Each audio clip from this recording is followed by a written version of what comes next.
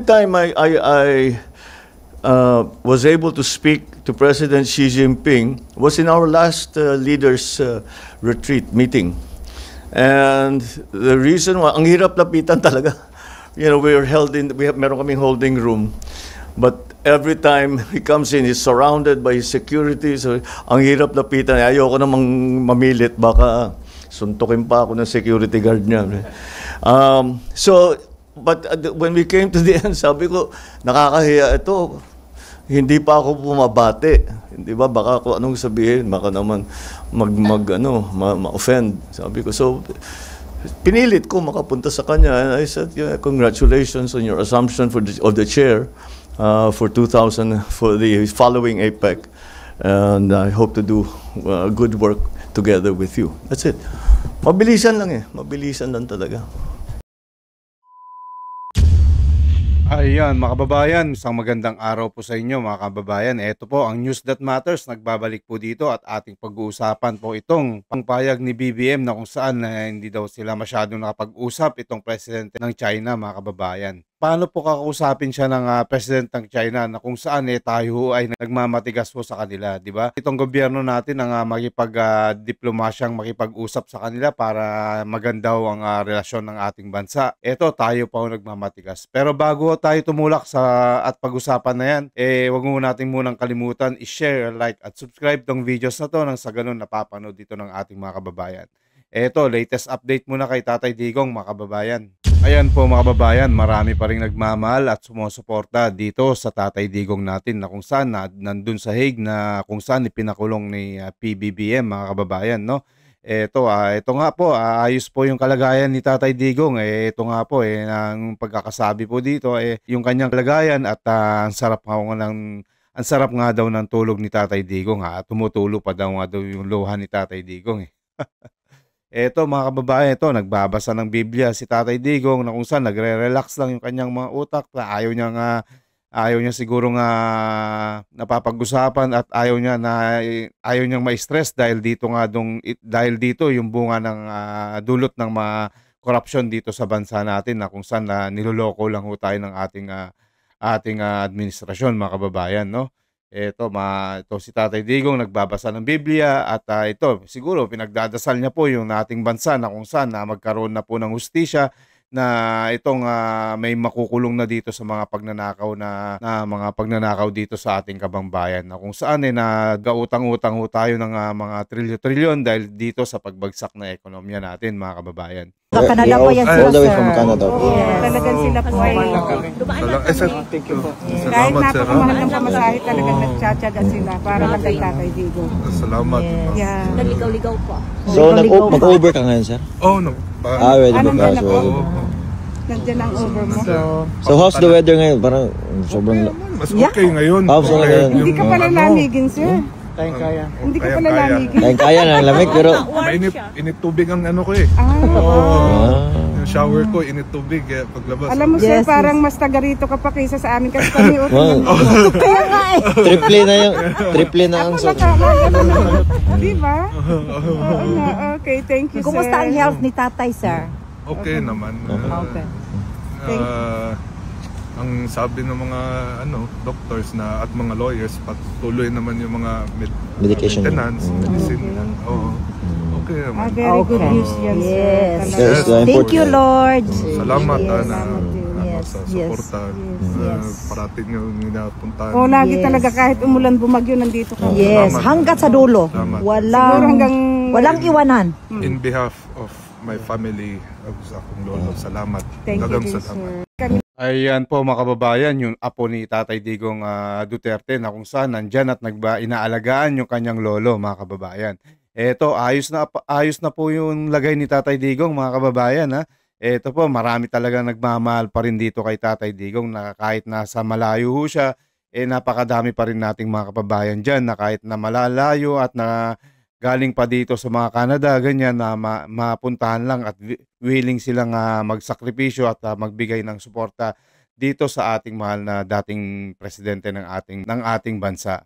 Eto mga kababayan, eto pag-usapan na po natin itong BBM administration. Ako po, na kung saan itong Philippines at China hindi ho maganda ang kanilang samahan dahil nga po itong dito sa sitwasyon dito sa West Philippine Sea mga kababayan. Na kung saan tayo ay nagmamatigas kasi dito sa bansa ng China. E paano itong ating presidente mga kababayan nagmamatigas, nag-ano-ano kung anong sinasabi niya against dito sa China, na binubuli daw tayo. Bakit ho tayo binubuli ng bansang China mga kababayan? Kasi po, kaya ho tayo binubuli kasi ito, hindi ho nakikipag-diplomasya itong ating presidente.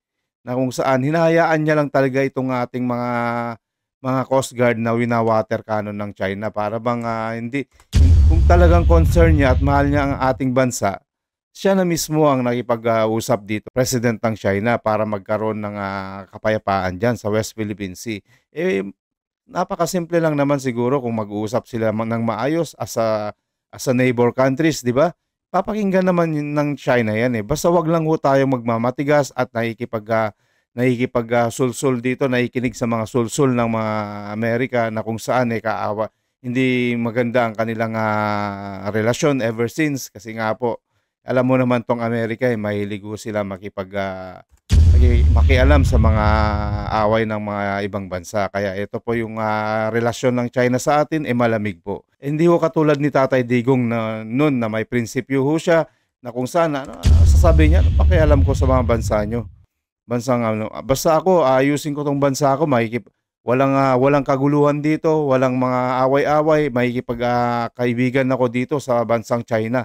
Kasi itong China na to maayos yung kanilang komersyo. Dito ako sa maayos yung komersyo para matulungan ko yung bansa ko, lalong angat ekonomiya ko, di ba? Ganun si Tatay Digong. Hindi niya hinahayaan na yung peso ay bumababa para yung utang natin nababawa, hindi tayo nababaon sa utang. Gusto niya yung malakas ang ekonomiya natin, yung peso mga kababayan.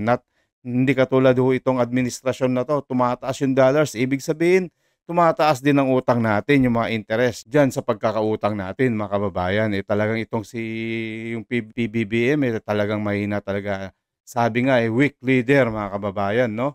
Ito, panoorin na natin itong payag ng Defense Secretary natin na kung saan nagmamatigas talaga. Paano talaga tayo respeto ng China kung ganyan ang pakikitungo na itong Secretary natin? Panoorin na natin mga kababayan. Conversation with the day before the ADMM, the Ministry of Defense of China came out with a statement that we have to mend our ways and or suffer the consequences, and that the Philippines is blackmailing China. Would you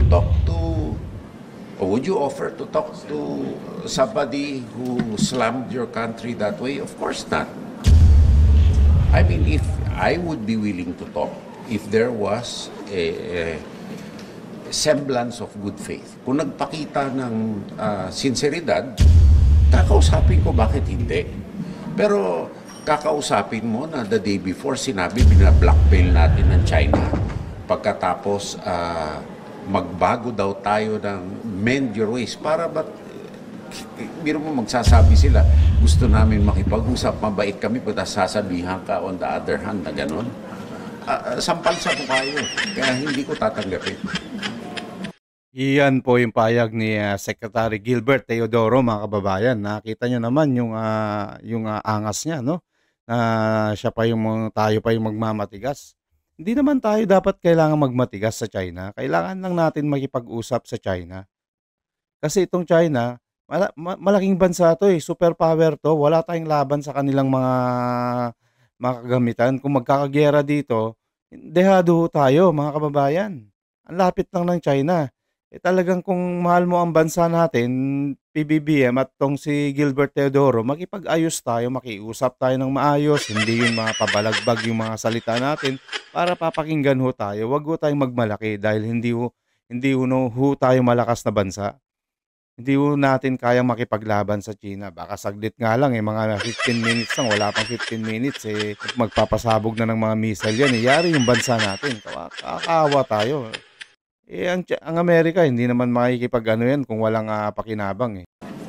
At sinabi ko yun sa aking intervention sa ADMM Plus. At kinote ko ang isang tao na sinabi, resist unilateral bullying. So sinusunod lang naman natin ang sinabi. Sino nagsabi nun? President Xi Jinping sa APEC. Kaya October, sabi niya, we must resist unilateral bullying. Ba't pag tayo ang nagre-resist, ayaw nila? Ano reaction sir ng China? Wala. Sir, this is the... Hindi ready yung script eh. Sir, this is the fifth SOMPA that the Philippines signed with another Yes. country. No? But we're still seeing a lot of incidents involving the Chinese in the West, in the South China Sea. Do you think, are these alliances having an impact on China's aggression? Definitely. It has an impact. Because it serves also to unearth, to put to light what are true intentions of China. It is not Pacific at all. Peace loving, pagkatapos ganun ang gagawin. Yan ang katunayan na dapat makita ng ating mga tao. Pwede tayo makipag-usap, magpakita lamang ng sinseridad.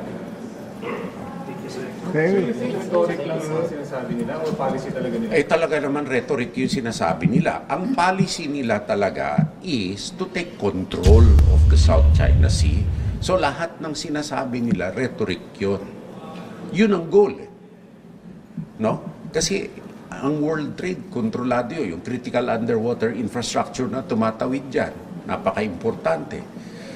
Nakikialam din sila hanggang sa Baltics, hanggang sa Australia at saka New Zealand, hanggang sa Pacific Islands, hanggang sa South America. So, sino ang hegemonic? Sino ang gustong magpalapad ng kanilang poder sa mundo? China. Okay lang sa atin yun. Huwag lang tayo pakialaman. Ang hinihingi natin, umalis sila sa West Philippine Sea. 800 kilometers magmula sa kanila yon. Sa atin, yung Bajo de Masinloc is 124 lang. Oh. Sir, any Chinese... Bossing, matagal na pong issue yan, yung West Philippine Sea na talagang nandyan na yung China. Kaya huwag ho tayong magmamatigas. Kailangan lang ho natin makiusap ng maayos, ng sinseridad para wala hong kaguluhan. Ang main issue dito is walang kaguluhan. Yung peace talks, yun lang ang para malaya ho yung mga ating mga mangingisda na makapangisda dyan sa ating karagatan. Paano ho sila makakapangisda kung tayo yung nagmamatigas? Wala hong in good terms yung mga presidente. Paano nga irerespeto yung bansa natin? Na kung mismo itong leader natin nakikita ng bansang China na nangungurap, paano ho tayo irerespeto? Yan ang nakikita nila. Paano tayo irerespeto? Di katulad doon ng kapanahon ni Tatay Digong. Diyos ko, sila pa yung lumalapit pag may meeting na yan, nakikipagkamayan dito sa ating Hindi katulad ho itong presidente natin na hindi ho pinapansin na siya pa yung lumalapit at para pansinin lang. Ganyan ho kaliit ang tingin nila dito sa ating, nagsisilbi dito sa ating bansa. Parang maliit pa sa ipis, mga kababayan. Destruction in the Scarborough Shoal would be a red line for the Philippines and the U.S., would you think? I mean, if you treat it as an artisanal fishing ground. Sumunod tayo sa arbitral award. Artisanal fishing ground, wala ni isang, within the EEZ of the Philippines, wala ni isang bansa na pwedeng mag-exclude na kung sino doon. So violation ng international law yun. Kung anong gagawin natin, of course, there will be a proper response. Ayan po mga kababayan, proper response daw. Ang proper response na gagawin natin dyan, yung maikipag-usap nga tayo. Hindi yung mga balagbag, hindi tayo na paano tayo irerespeto. Kailangan natin makipag-ayos, makipag-peace talks na kung saan nagawa naman ito ng dating presidente natin. Ba't hindi ko kayang gawin ngayon? Nakikita nyo naman yung si Donald Trump, hindi man sila nag-usap. Kung talagang maganda ang kanyang pagpapatakbo dito sa ating bansa, na nakikita nila na maayos yung bansa natin na hindi nagkakagulo dahil paano pa tayo rerespeto? Nakikita nila yung mga mandaming nagkikilos protesta sa bansa natin. Ibig sabihin yung pamamalakad niya ay hindi maganda. Paano siya irerespeto? Hindi katulad ng mga ibang bansa dito sa Asia lumalago yung kanilang turismo dahil nga po malakas yung turismo nila. Kasi nga po may peace and order sa bansa nila. Ay yung mga turista, malaya silang nakakapunta at gugustuhin nila pumunta dyan sa mga Thailand, Vietnam, Singapore dahil nakikita nila na maayos yung bansa nila. Walang mga protesta, walang kaguluhan hindi katulad tong bansa natin ngayon, mga kababayan, di ba? Kaya po, PBBM, ang una nyong gagawin bago kayo makipag-ayos dito, ayusin nyo muna yung mga problema dito, yung mga gusot na ginawa ninyo, yung mga corruption na yan, yung mga pagnanakaw ng mga pondo ng bayan. Kailangan nyo munang ibalik at kailangan nyo munang maipapakulong para itong mga ibang bansa bumalik yung tiwala sa atin. Yun ang gagawin ninyo para yung respeto ibalik dito sa ating bansa. O hanggang dito na lang muna tayo mga kababayan. Maraming salamat po dito sa panonood dito sa video na to. At huwag nyo munang kalimutan i-share, like at subscribe nang sa ganun napapanood dito ng ating mga kababayan dito at sa iba't ibang bansa. Maraming salamat po mga kababayan. News That Matters and God bless.